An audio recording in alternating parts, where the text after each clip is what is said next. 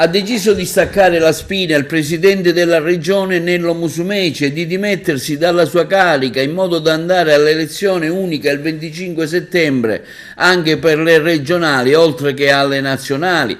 Nessuna motivazione politica, lo ha comunicato nella sua pagina Facebook il governatore Musumeci, ma solo 4 motivi di natura tecnica. La prima, la chiusura delle scuole, bisogna interrompere, dice Musumeci, le elezioni, una cosa è farlo soltanto per il 25 settembre, l'altra è farlo anche il 6 novembre quando scade la legislatura.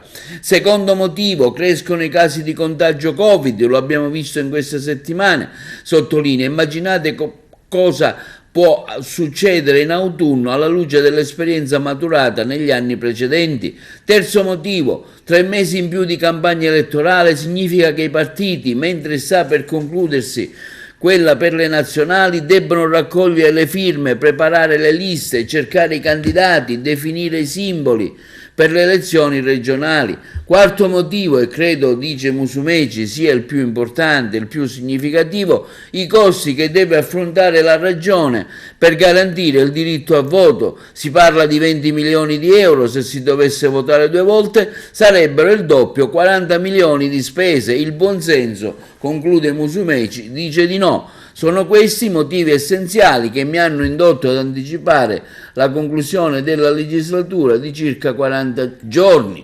Della mia decisione, prosegue il presidente dimissionario, ho già informato il presidente dell'Assemblea regionale siciliana, onorevole Gianfranco Miccichè. Un saluto a tutti. Il 25 settembre in Sicilia si voterà anche per le regionali, oltre che per le politiche, come avverrà in tutta Italia. È una decisione sofferta naturalmente, meditata, che ho adottato alcuni minuti fa dopo averci pensato per alcuni giorni. Non c'è nessun motivo politico alla fonte di questa decisione. Sono quasi tutte ragioni di ordine tecnico, di ordine procedurale, ecco, dettate dal buonsenso. Ce ne sono almeno 4 motivi perché si debba votare il 25 di settembre in Sicilia. Il primo, la chiusura delle scuole. Si vota nelle scuole, negli edifici scolastici. Bisogna interrompere le lezioni.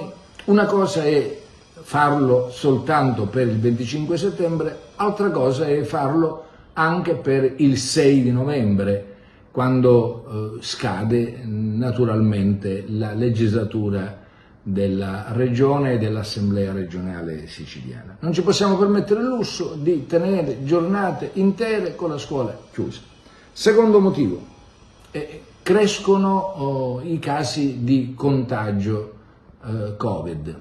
Lo abbiamo visto in queste settimane e siamo in estate. Immaginate cosa potrebbe accadere con l'arrivo dell'autunno alla luce delle esperienze che abbiamo maturato nei 2 anni precedenti. Se aumentano i casi di contagio, noi non possiamo garantire a tutto il corpo elettorale, e Dio sa quanto abbiamo bisogno di combattere l'astensionismo, non possiamo garantire a tutto il corpo elettorale di poter esercitare il diritto al voto, quindi di andare nella cabina. Terzo motivo, 3 mesi e più di campagna elettorale. Già si sta cominciando per le politiche, significa che i partiti, mentre sta per concludersi la campagna elettorale per le elezioni nazionali, debbono raccogliere le firme, preparare le liste, cercare i candidati, definire i simboli per le elezioni regionali. Assurdo, impossibile. Uno sforzo sul piano organizzativo che crea soltanto disordine e non serve al buon andamento delle 2 campagne elettorali, non serve alla democrazia, non serve alla partecipazione della gente. Quarto motivo, che credo sia il più importante, comunque il più significativo, i costi che deve affrontare la regione, che deve affrontare la istituzione pubblica per garantire il diritto al voto, quindi i seggi, i componenti dei seggi, i servizi collegati. Parliamo di circa 20 milioni di euro, non sono pochi centesimi. Se si dovesse votare il 25 settembre e il 6 di novembre, 20 più 20 significa quasi 40 milioni di spese. Non non è possibile e il buonsenso dice di no. Ecco, sono questi i motivi essenziali che mi hanno indotto ad anticipare la conclusione di 40 giorni circa della legislatura. Di questa mia decisione ho informato il Presidente dell'Assemblea regionale siciliana, come prevede la legge. Nel frattempo continueremo a lavorare, non è tempo di commiato naturalmente. Ho appena completato di presiedere una seduta di governo, abbiamo adottato decine e decine di delibere, come facciamo quasi in ogni seduta, e impegnato centinaia di milioni di euro, soprattutto in investimenti. Dio sa quanto ci sia bisogno di mettere in Sicilia in circolazione masse di denaro, quanto bisogno ci sia di riqualificare tutte le infrastrutture, e noi lo facciamo da 5 anni e continuiamo a farlo. Io fino all'ultimo giorno, quindi fino al 25 di settembre, lavorerò con lo stesso impegno e con lo stesso entusiasmo del primo giorno. È veramente bello andare in giro, sto andando a visitare quei comuni che non ho potuto visitare a causa del Covid.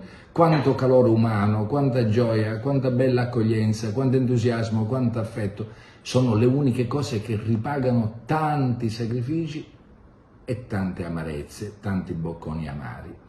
Ma di questo non parliamo perché non possiamo assolutamente guastare il momento. Per quanto riguarda quindi i commiati, li faremo dopo alla fine di questo mandato. Molti mi stanno scrivendo e chiedendo, ma sulla ricandidatura, Presidente, che succede? Bella domanda. Io sono fermo a quello che ho detto nella conferenza stampa del 23 giugno scorso, lo ricorderete. Ho detto che sono pronto naturalmente a guidare la coalizione di centrodestra per la vittoria, per garantire per la seconda volta continuativa che la nostra coalizione possa guidare le sorti della regione siciliana. Qualcuno all'interno della coalizione dice che io abbia un brutto carattere, che io sia molto rigoroso, che io sia antipatico, può anche succedere, ecco, e che quindi sono divisivo. Siccome per me la unità della coalizione di centrodestra è più importante di qualunque pur legittima aspirazione a continuare il lavoro che abbiamo iniziato 5 anni fa e ad avviare anche nuove iniziative, ho detto, se sono realmente divisivo, se non è un capriccio di qualcuno, io posso benissimo fare un passo di lato. Cercate un nuovo candidato alla presidenza, ce lo presentate, faremo conoscere le nostre valutazioni e andremo avanti. Ecco, credo di avere quindi risposto alle tante domande che in queste ore arrivano al mio cellulare, alla mail dell'ufficio e alle tante domande che mi arrivano anche per strada. Voglio infine ringraziare Giorgia Meloni, perché per questa scelta mi ha lasciato assoluta libertà. La ringrazio per la sensibilità che ha dimostrato e che continua a dimostrare nei miei confronti. È una scelta che non ho preso a cuor leggero, è una scelta che non sottintende altri obiettivi ed altri scopi, lo dico per sgombrare il campo dagli equivoci. Dobbiamo necessariamente impedire che alle elezioni regionali si riduca il numero dei possibili partecipanti, dei possibili votanti. Noi abbiamo dei doveri ai quali dobbiamo assolutamente guardare con grande attenzione. Ecco, credo di avere detto tutto. Era giusto informare innanzitutto voi prima del comunicato stampa. Sono convinto che ci rivedremo nelle prossime giornate e nelle prossime settimane, seguiremo assieme a voi la vicenda che caratterizza la scelta del candidato alla presidenza della regione Intanto mi sento di dirvi grazie, grazie per l'affetto, per l'attenzione, per l'amicizia che mi state dimostrando in queste settimane più di quanto non abbiate fatto negli anni precedenti. A presto!